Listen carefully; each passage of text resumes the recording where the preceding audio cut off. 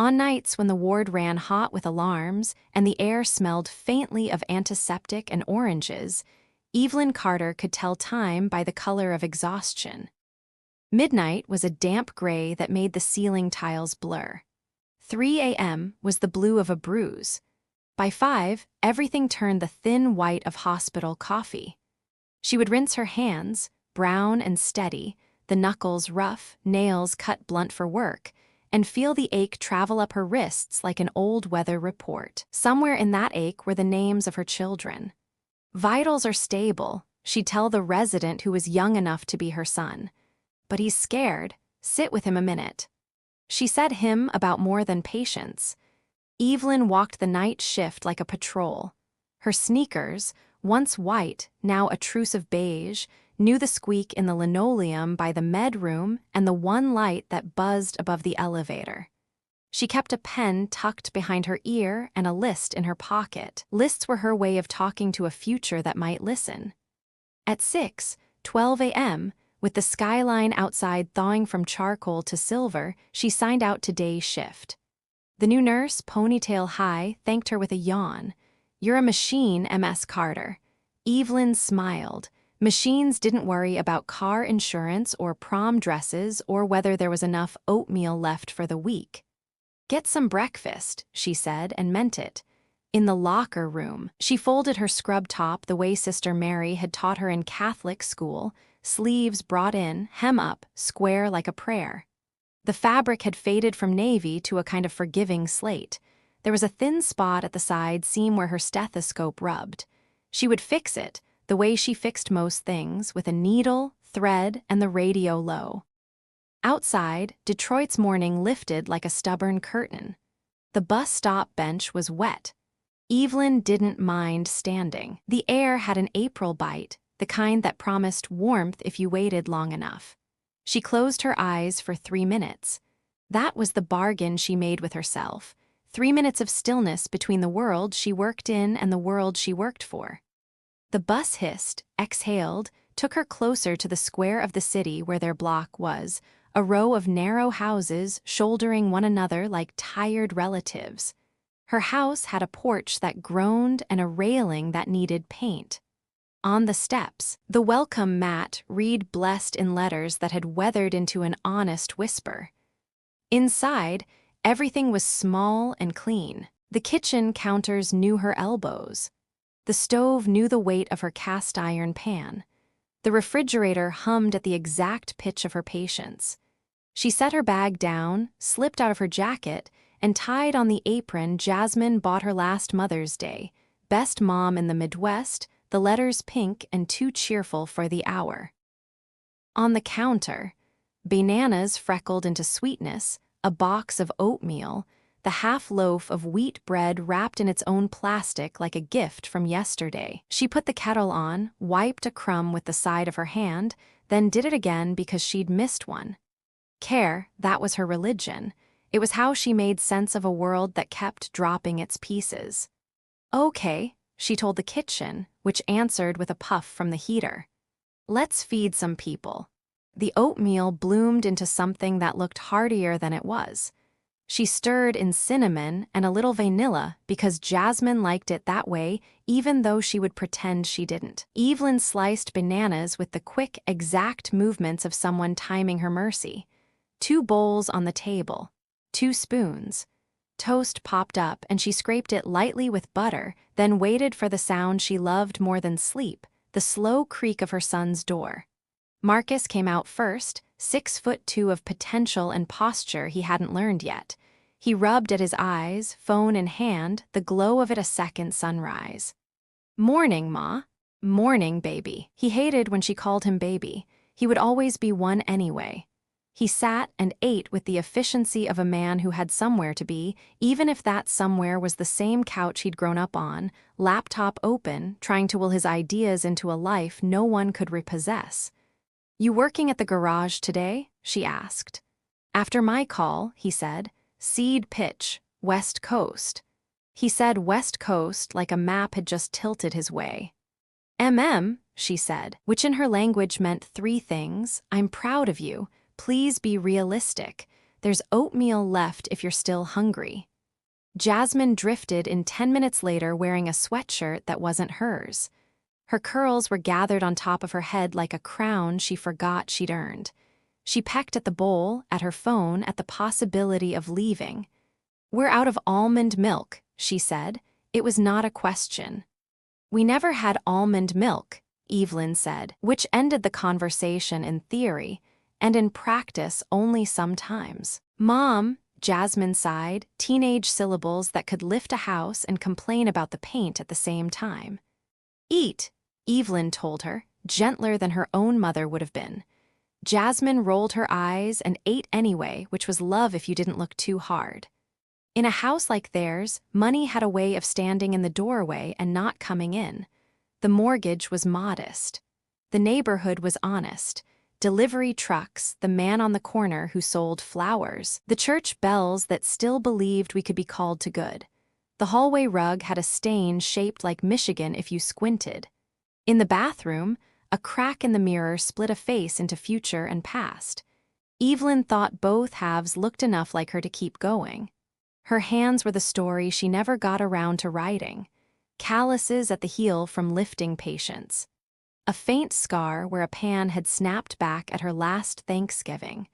Dry knuckles from the winter and the washing and the work. When she wrapped a bandage at 2 a.m., the hands looked like instruments.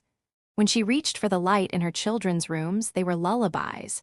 When she opened the mailbox and found bills folded into thin reproaches, they were fists she unclenched.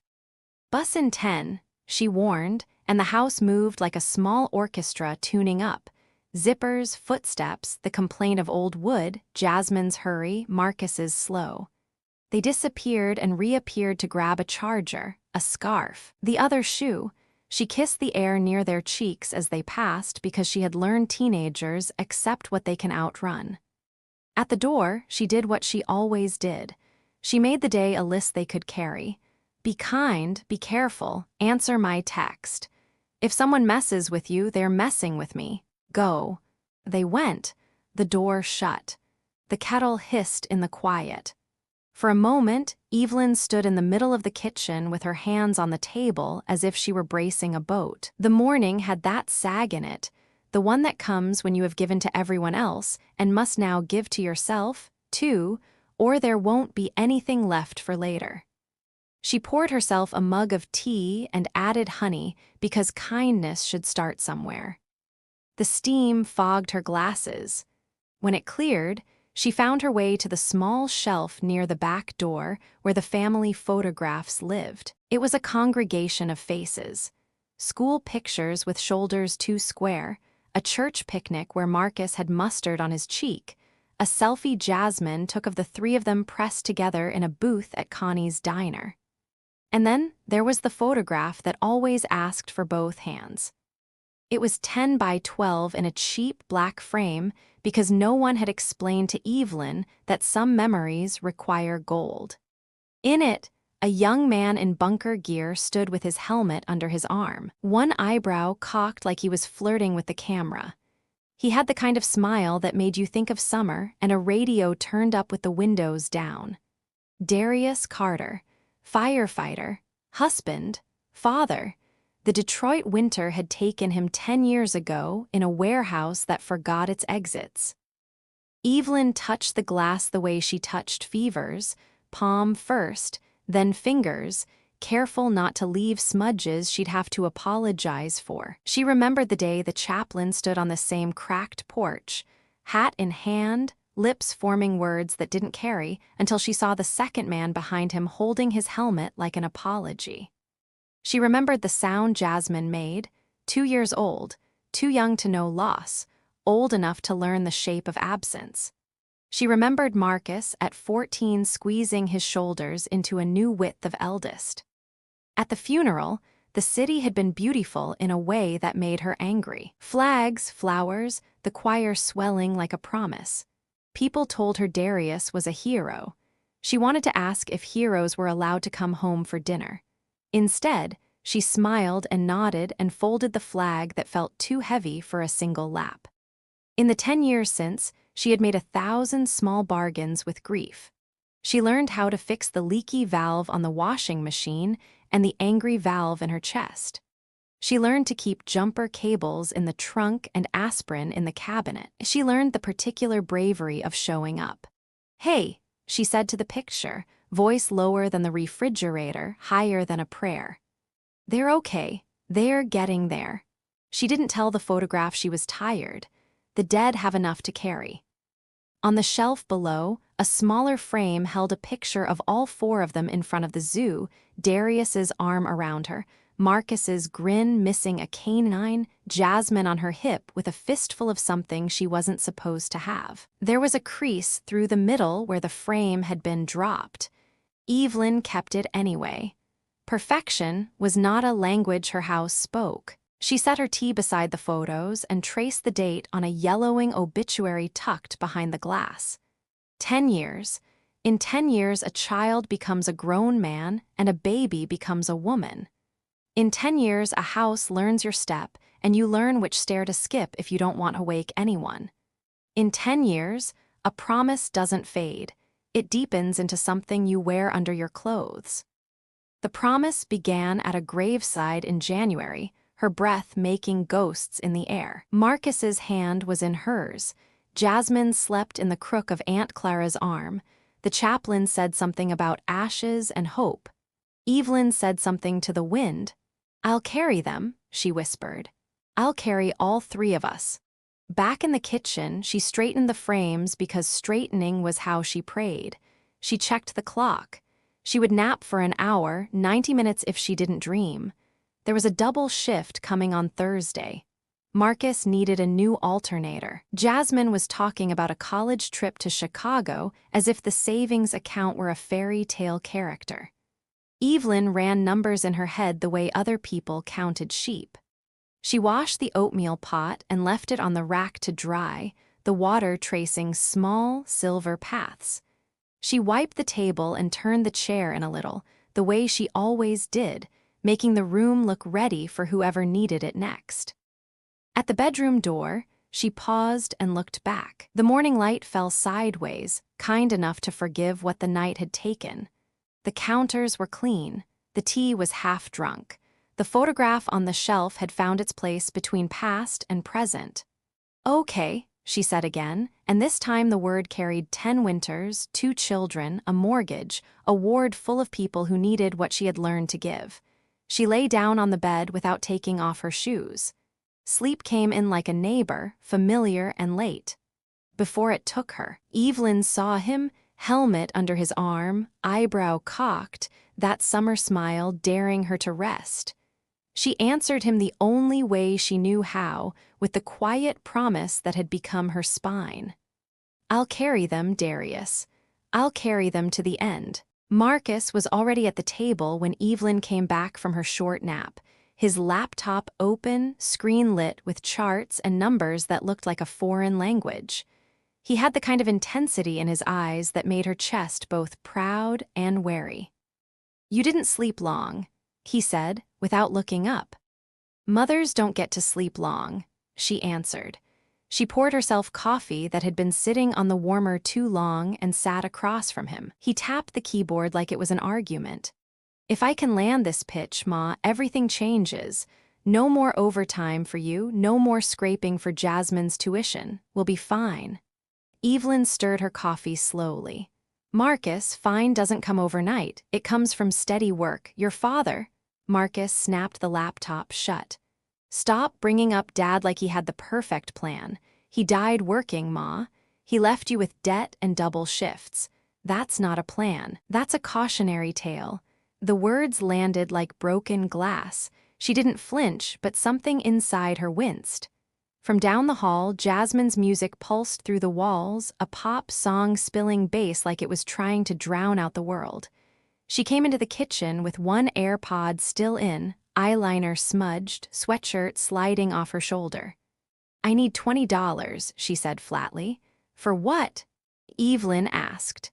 "Field trip, museum." Jasmine's eyes flicked to Marcus, then back to her phone. "I mean, unless you want me to be the only one who doesn't go." "You just went to a concert last weekend," Evelyn said. Jasmine rolled her eyes. "So now I need permission to have a life?" Marcus muttered. "A museum trip, huh? More like some boy with a car." "Shut up," Jasmine snapped.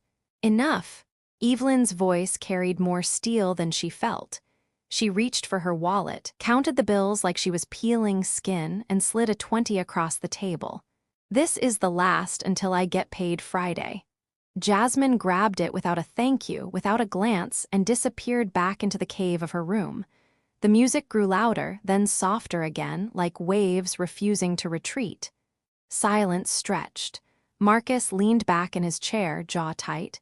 "You baby her too much. That's why she thinks she can do whatever she wants." "And you," Evelyn said softly, "think you already know everything, but neither of you is seeing how thin I'm stretched." Her son stared at her, something like guilt flickering in his eyes, but he said nothing. Instead, he opened his laptop again, retreating into the glow. Evelyn looked around the kitchen. The oatmeal pot dried in the sink. The bills on the counter leaned like soldiers waiting for orders. A half-eaten banana browned quietly in its skin. This was her kingdom, a house with walls that heard more silence than laughter, a table that had seen both birthdays and battles.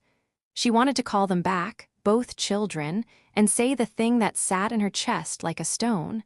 "I'm scared. I can't do this alone forever." But she swallowed it. Mothers don't always get to speak their fear. Instead, she carried her mug to the sink, poured the cold coffee out, and washed the cup until it squeaked. The sound filled the silence like a poor substitute for love. Upstairs, Jasmine laughed at something on her phone. Across the table, Marcus mumbled into his screen. Evelyn dried her hands on the apron and stared at the framed photo on the wall, Darius in uniform, smile eternal. She whispered only for herself, "You promised me we'd raise them together." The house gave no answer, only the quiet creak of wood that knew how to keep secrets. The house held its breath that evening, the kind of silence that feels borrowed from a church after the last hymn has faded.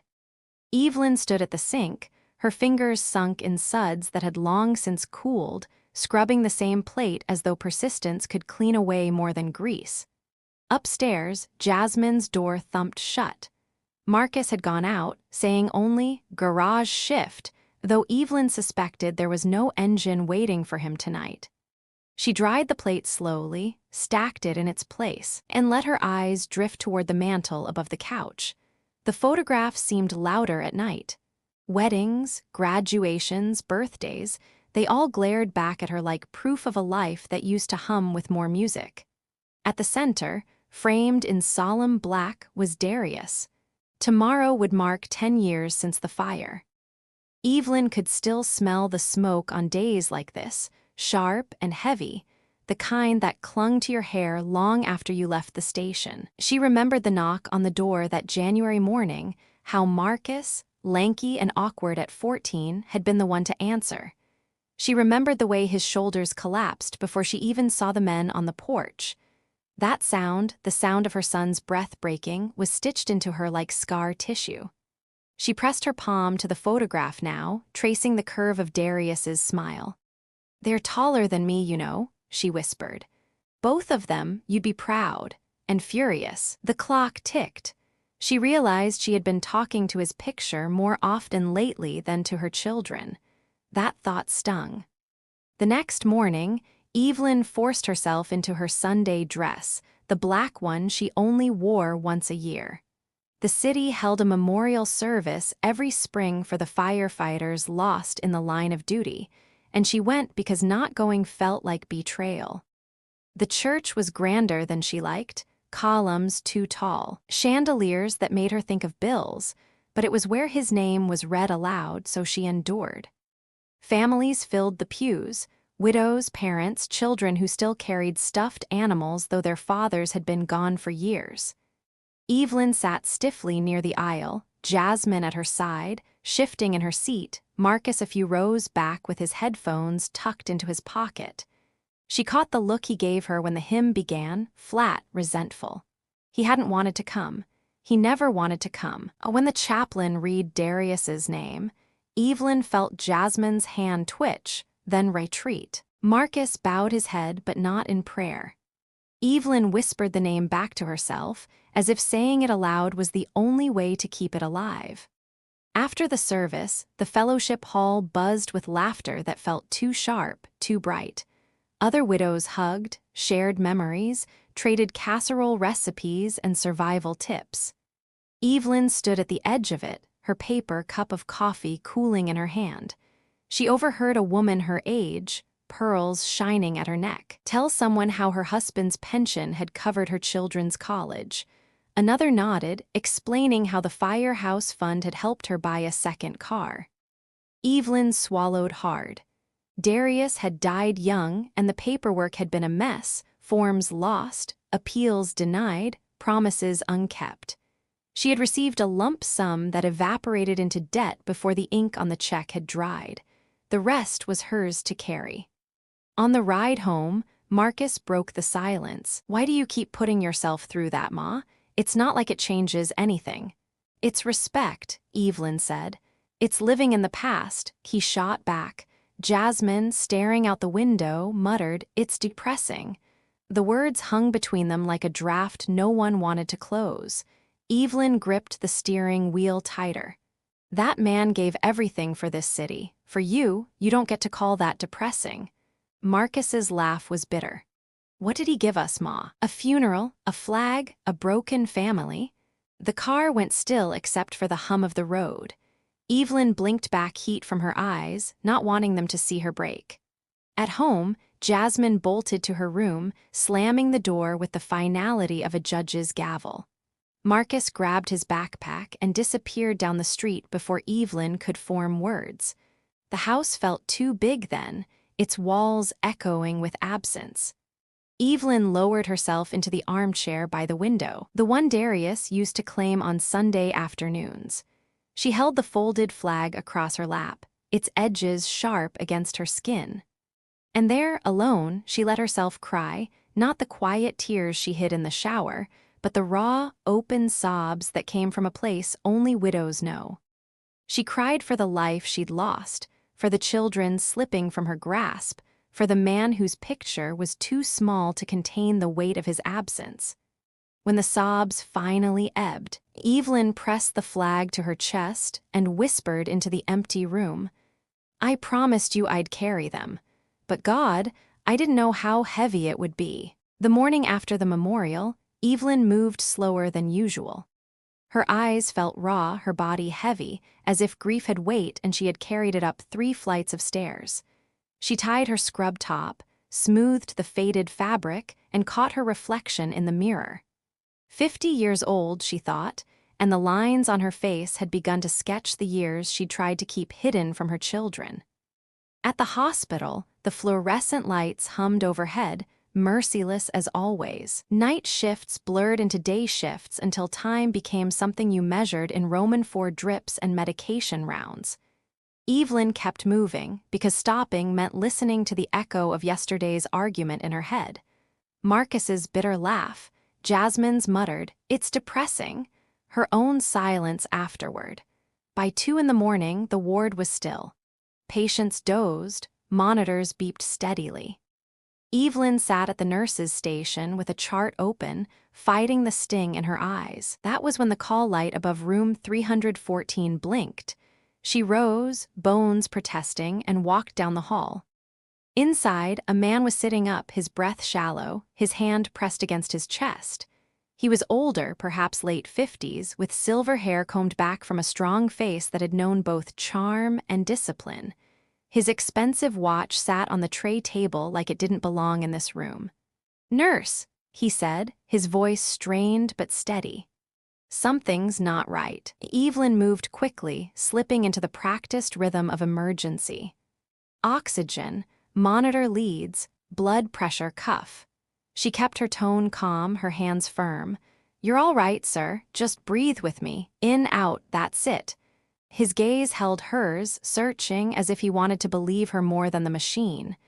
The minutes stretched, tense and brittle, until the medication did its work and the rhythm of his heart steadied. Evelyn exhaled, only then realizing she'd been holding her own breath. When the doctor finally came, Evelyn had already stabilized him. She gave her report in clipped, efficient detail, then stepped aside. The man's eyes followed her. "What's your name?" he asked quietly.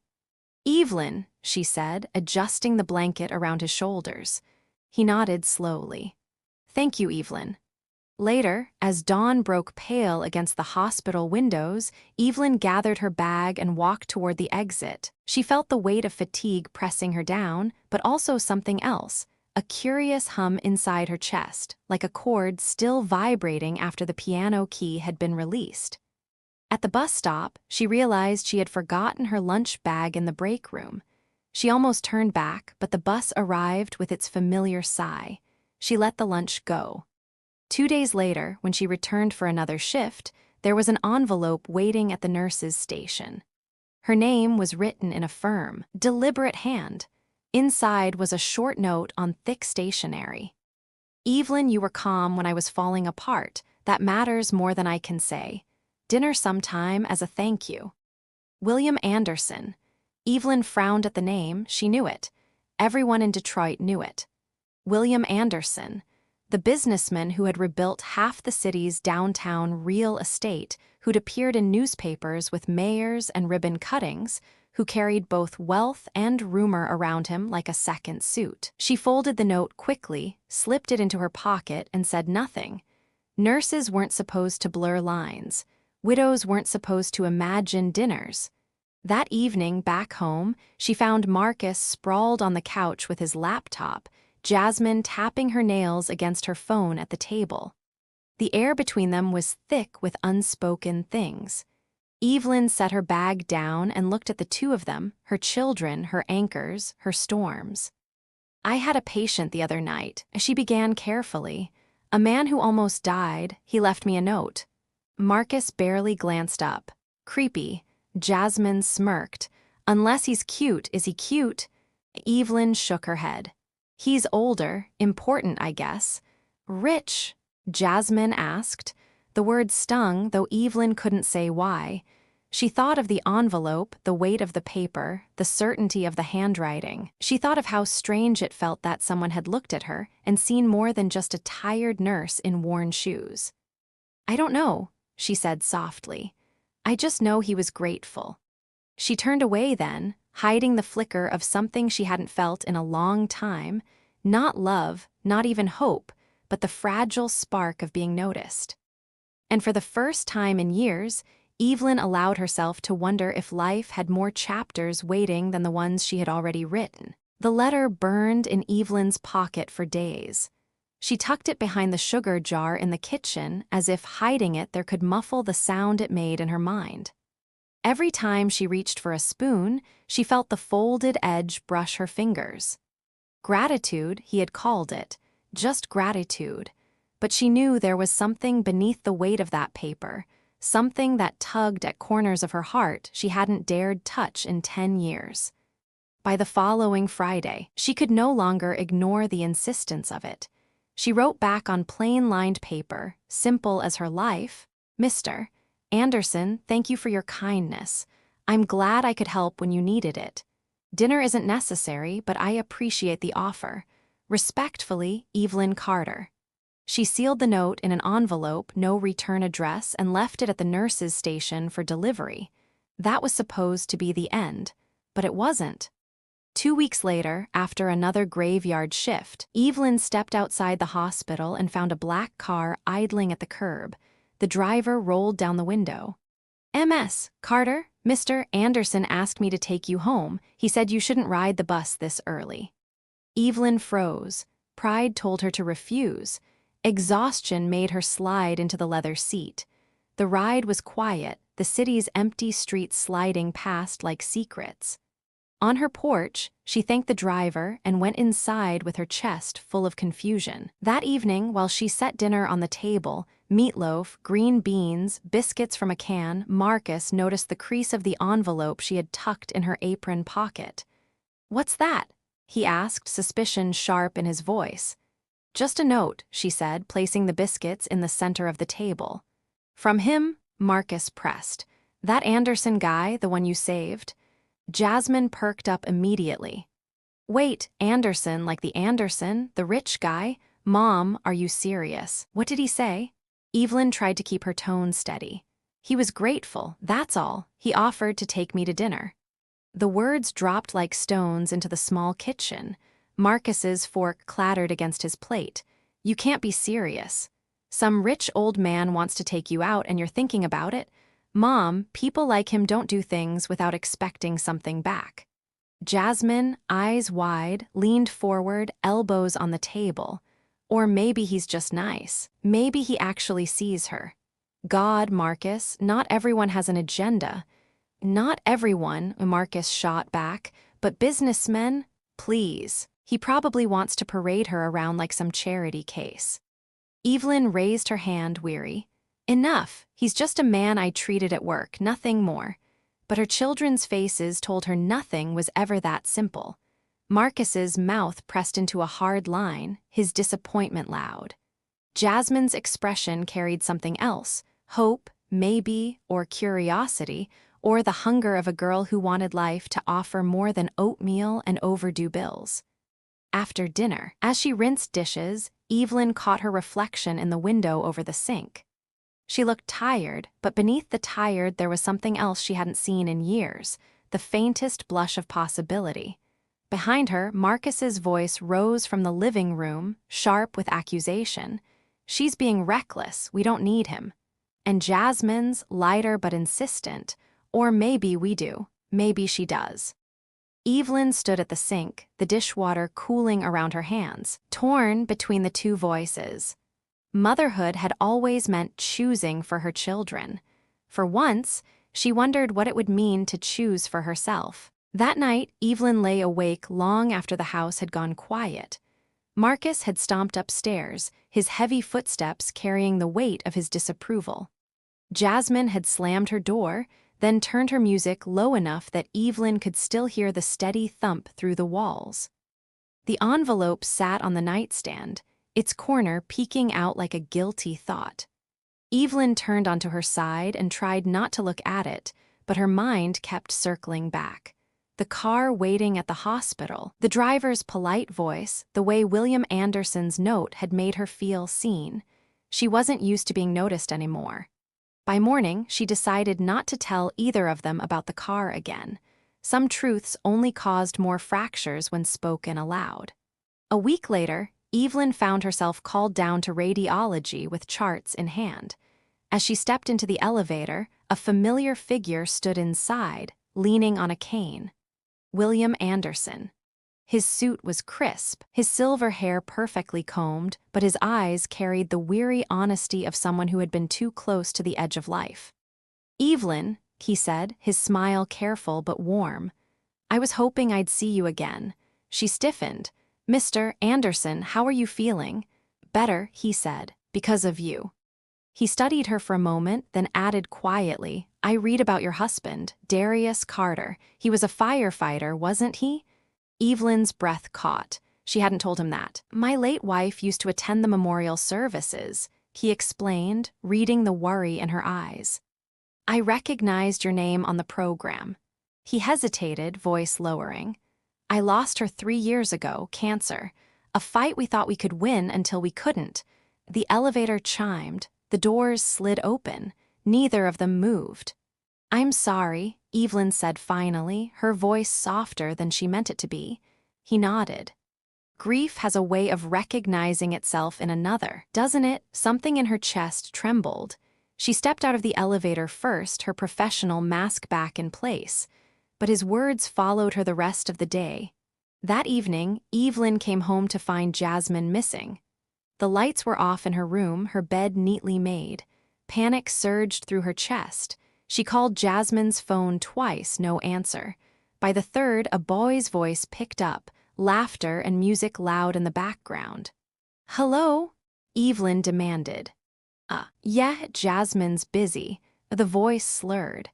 The sound of glass shattering came through the line. Evelyn's stomach knotted. "Tell her to get home. Now." She grabbed her coat and keys, her body moving before her mind could catch up. She found Jasmine at a house 2 blocks away, the porch sagging under the weight of too many teenagers. The smell of beer spilled out into the night. Inside, Jasmine sat on the couch, eyeliner smudged, her smile wilted when she saw her mother at the door. "Mom," she started, but Evelyn's hand was already around her arm. "We're leaving," Evelyn said, her voice low and firm. The boy from the phone snickered. She was fine here. Evelyn turned, eyes blazing. "She's my daughter, and she's not fine." The room quieted at her tone. She pulled Jasmine outside into the cold air. The walk home was silent except for Jasmine's huffing breath. When they reached the porch, Jasmine ripped her arm free. "You embarrassed me." Evelyn's chest tightened. "I saved you." "I don't need saving," Jasmine shouted. "You treat me like I'm still a kid. Maybe if Dad were here, things would be different." The words cut deeper than any wound Evelyn had ever known. She stood frozen on the porch, the old grief roaring back like fire.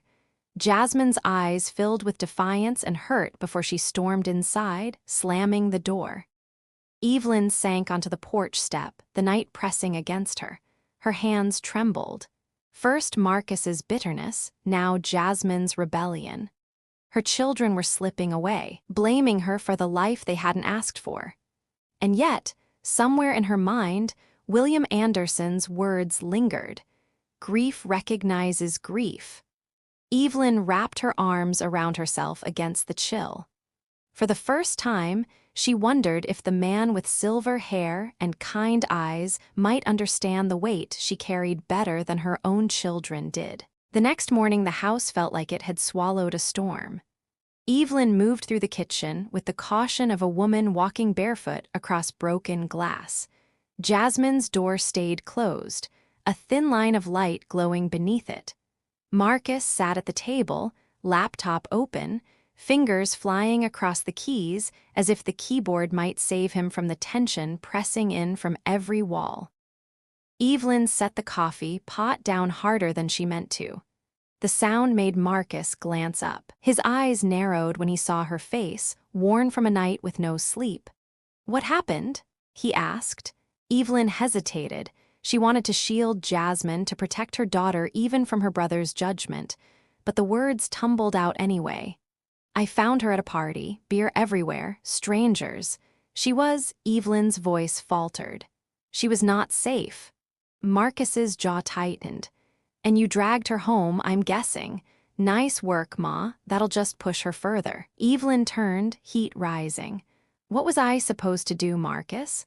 Leave her there? Pretend I didn't see my 18-year-old surrounded by drunk boys?" He slammed his laptop shut. "You're always trying to control us. Me, Jasmine, everyone, you act like we're helpless." The words struck with the sharpness of truth spoken without mercy. Evelyn felt her chest constrict. "Helpless?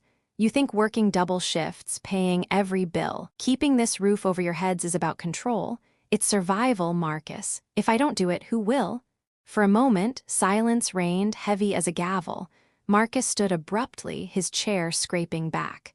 "Maybe that's the problem. You don't trust us to carry any of it. Not me, not Jasmine. It's always about what you can hold, what you can fix." Evelyn's voice cracked. "Because that's the promise I made your father." The room froze. Jasmine's door creaked open, her face pale. Evelyn's own breath shuddered in her throat. She hadn't meant to say it, not like that, not in anger. Marcus stared at her, his eyes flickering between hurt and fury.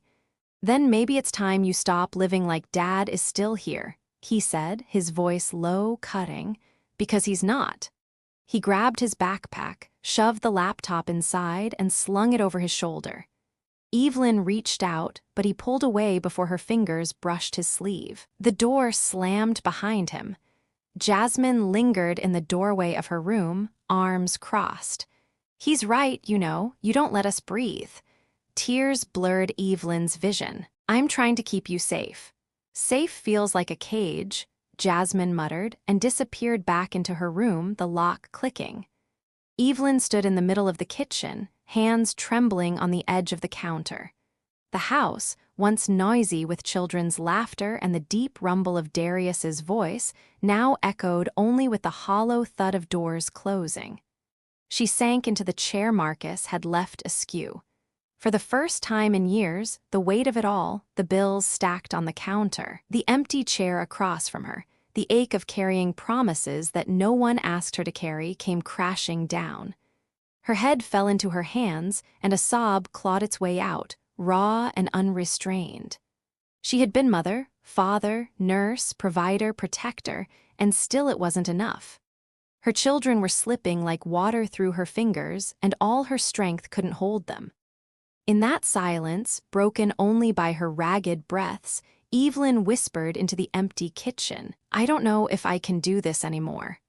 The words hung there, heavy and unanswerable, as if the house itself had finally admitted it was breaking too. The kitchen was still dim when Evelyn finally lifted her head from her hands. Her coffee had gone cold, untouched, but she didn't bother reheating it. The house was too quiet, Marcus gone, Jasmine shut away behind her door. For the first time in a long while, Evelyn admitted to herself she was afraid not just of the world outside, but of the distance growing inside her own walls. She washed her face at the sink, dried it with a dish towel, and tied her apron as if the ritual might steady her. Then she noticed the phone on the counter, screen lit with an unread message. It was from a number she didn't recognize. "Evelyn, it's William Anderson. I hope this isn't unwelcome. There's something I'd like to show you. No expectations, only an invitation." W.A. She stared at the message for a long time, torn between irritation and curiosity. She should ignore it. That would be the sensible thing. And yet, after last night's collapse, after Marcus's accusations and Jasmine's words, the thought of being in a place where someone didn't expect her to have every answer felt like oxygen. By noon, she found herself seated in the passenger seat of a car she didn't belong in, the city sliding past in neat, clean blocks until they reached a building she had never noticed before. Its facade was simple, brick softened by ivy, with a sign out front, Anderson Community Center. William was waiting at the door, cane in hand. He gave her the kind of smile that didn't demand anything, just offered. "Come in," he said. Inside, children's laughter echoed off painted walls. Women, many of them mothers, sat in a circle, some knitting, others filling out paperwork with volunteers at their side. A food pantry lined one wall, stacked neatly with canned goods.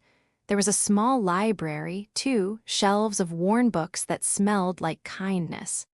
"What is this?" Evelyn asked quietly. "A place for women like you," William said. "Single mothers, widows, families who have carried more than their share." Evelyn swallowed hard. The sight of it, the faces tired but alive, the room humming with quiet dignity, pulled something open inside her. "I started funding this after my wife passed," William continued. "I thought money would fix the ache. It doesn't, but it can build places where healing has a chance to begin." Evelyn walked slowly among the shelves of books, her hand grazing the spines as though they were prayer beads. A woman looked up from the knitting circle and met her eyes with a knowing nod, the kind of acknowledgement only one survivor can give another. William's voice softened.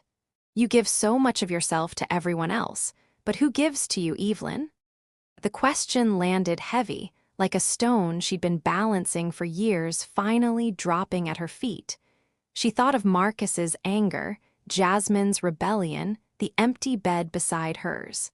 She thought of every shift, every bill, every night she'd laid awake calculating survival. No one had asked her that before. "I don't know," she admitted, her voice shaking. "I don't know anymore." For a long moment, William didn't say anything.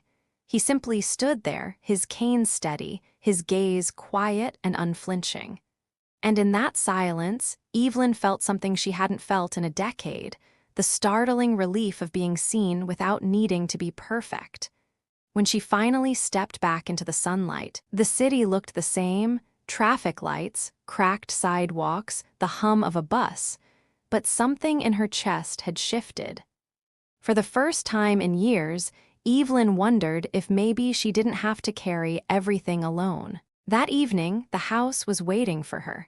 The sagging porch light flickered as if deciding whether to give up, and inside the walls still held the heavy quiet of a family not speaking.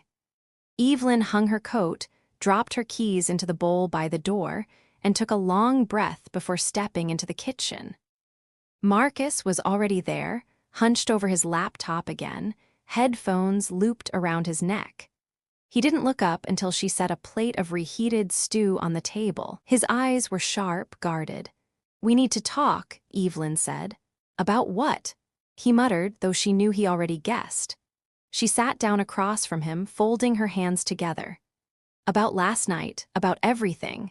You think I don't hear the things you and Jasmine say, that I don't know you feel caged. But Marcus, I've been holding this family together with nothing but my bare hands. I can't let go, not when I promised your father I'd carry you." Marcus closed his laptop, the snap loud in the quiet kitchen. His voice cracked with frustration. "That's just it, Ma. You promised him. You never asked us what we needed. You think protecting us means doing everything yourself, but all it's done is make us feel like kids you don't trust." Evelyn's heart stumbled at his words.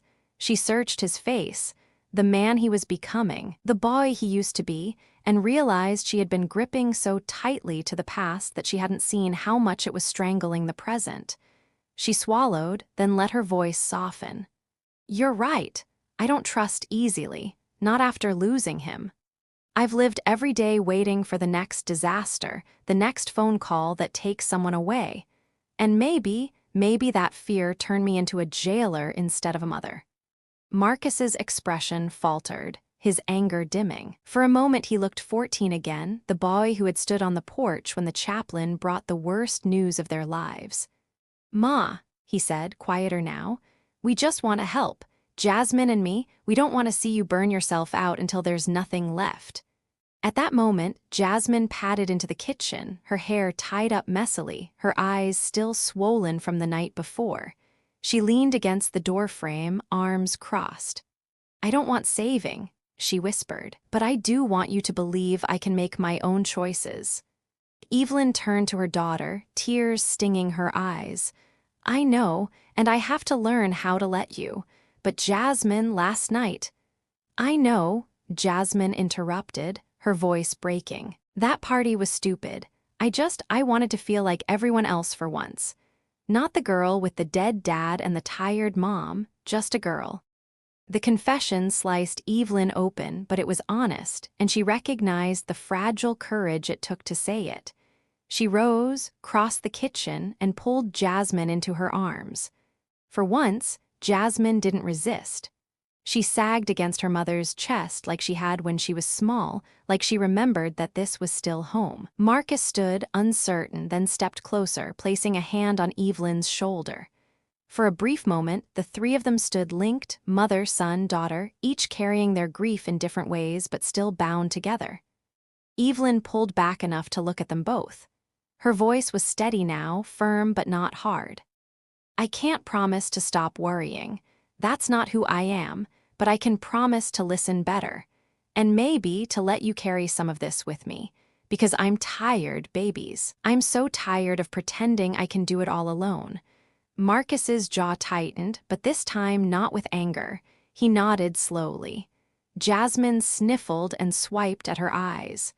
For the first time in months, Evelyn felt like her voice had landed, not as command, not as guilt, but as truth. She had spoken as more than a mother. She had spoken as a woman. And in the silence that followed, she realized, sometimes letting your children see your cracks is the only way they'll understand the shape of your love. The following week passed with a tentative peace.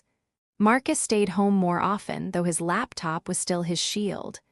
Jasmine softened around the edges, sometimes lingering in the kitchen long enough to sip tea with Evelyn before vanishing upstairs again. The house wasn't healed, but it was breathing. That was something. Still, Evelyn carried a quiet unrest. Her shifts at the hospital were heavier now. 2 colleagues had fallen sick, and overtime wasn't optional. The hours drained her body, but it was her spirit that felt most brittle. She had given Marcus and Jasmine her promise, to listen, to loosen her grip, but keeping that vow meant admitting how much she needed help. It was on a gray Thursday afternoon, between patient charts and the endless buzz of fluorescent lights, that William Anderson appeared again. He waited near the nurse's station, cane in hand, impeccably dressed as always. Evelyn nearly dropped her clipboard when she saw him. "Mr. Anderson," she whispered, glancing at the other nurses. "You shouldn't be wandering around. Are you all right?" "I'm fine," he said with a small smile. "I asked the receptionist where to find you. I wanted to speak privately if you can spare a moment." She hesitated. A part of her bristled at his persistence, another man inserting himself into her carefully balanced world.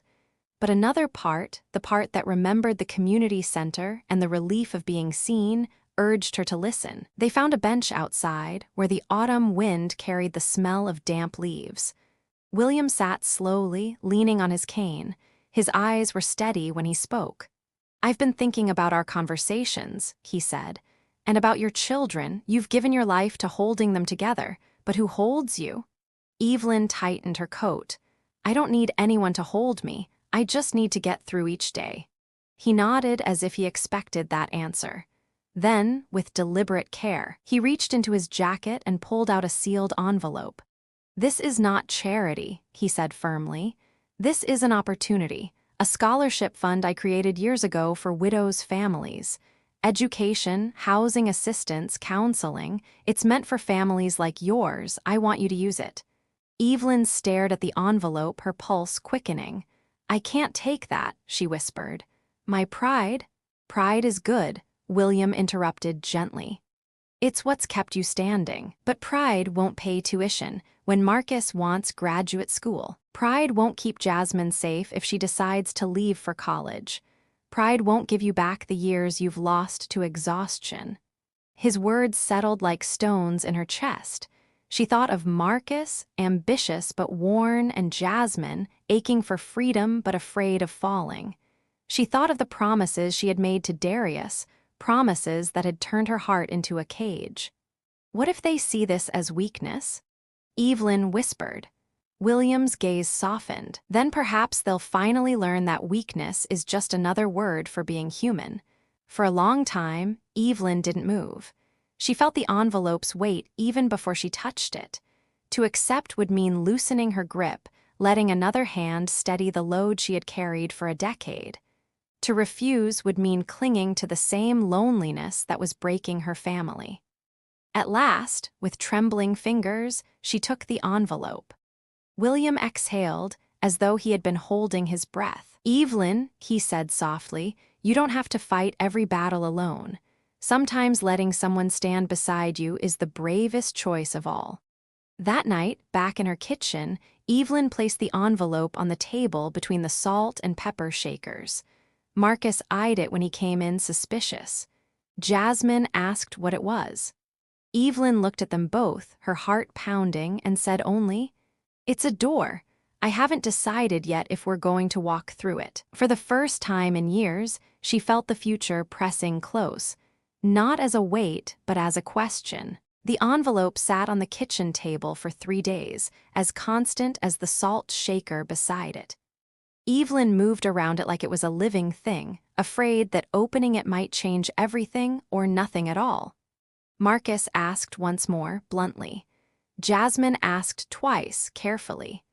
Evelyn answered neither. She needed time, though time was never something she had much of. On the 4th night, after another long shift, Evelyn came home to find both children waiting in the living room. Jasmine sat curled on the couch, her knees hugged to her chest, while Marcus leaned against the wall, his arms folded but his eyes softer than usual. The envelope lay between them on the coffee table. "We read it," Marcus admitted before she could scold him. "The scholarship, the programs, all of it. Mom, this could change everything." Evelyn's chest tightened. "It's not that simple. Nothing ever is." Jasmine sat forward, her voice trembling. Maybe it can be. You always tell us that life is about sacrifice, but what if it's about letting people help? Isn't that what Dad would have wanted for us for you? The mention of Darius's name loosened something inside Evelyn. She sank into the armchair, her hands covering her face. For years she had carried the memory of him like a shield, a vow that she alone must honor. But maybe she had mistaken strength for isolation. Marcus crouched beside her, placing a hand on her arm. "Ma, we don't want to see you break. You don't have to prove anything anymore. You've already done more than enough." Her tears came then, hot and unashamed. She looked at her children, not as burdens, not as promises carved into stone, but as young adults standing at the threshold of their own lives. She realized that clinging so tightly to the past had kept all three of them from moving forward. That night, Evelyn opened the envelope. The pages inside weren't just numbers and forms. They were possibilities: tuition grants, housing credits, counseling sessions, even a modest stipend for Evelyn herself. It wasn't a rescue, it was a bridge. She looked up at Marcus and Jasmine, both waiting with bated breath. "All right," she whispered. "We'll walk through this door together." The three of them embraced, a tangle of arms and trembling hearts. For the first time in a decade, Evelyn felt the weight on her shoulders shift, not vanish, but share itself across three people instead of one. A week later, Evelyn stood in the guest room, the room she had once avoided because it felt like exile. The morning light spilled across her grandmother's old desk, and Evelyn realized something new. This was no longer a place of punishment. It was a place of beginning. She sat at the desk with a notebook open and wrote the first words she had dared to write for herself in years. "We survived. Now we begin again." As she closed the notebook, Evelyn felt the presence of Darius, not as a shadow binding her, but as a memory freeing her. She whispered into the light, "I kept my promise, and now I'll let us live." The city hummed beyond the window, alive and indifferent. Inside the little house, Evelyn and her children were finally learning to breathe again, not as fragments, but as a family rediscovering its strength. Author's note to you, dear reader. Thank you for walking this journey with Evelyn, Marcus, and Jasmine. Their story is fictional, but the truths behind it, grief, sacrifice, resilience, and the quiet power of letting love in, are very real. May you and your loved ones always find the courage to begin again, no matter how heavy yesterday feels. Wishing you health, peace, and the deep joy of family. With gratitude, the author.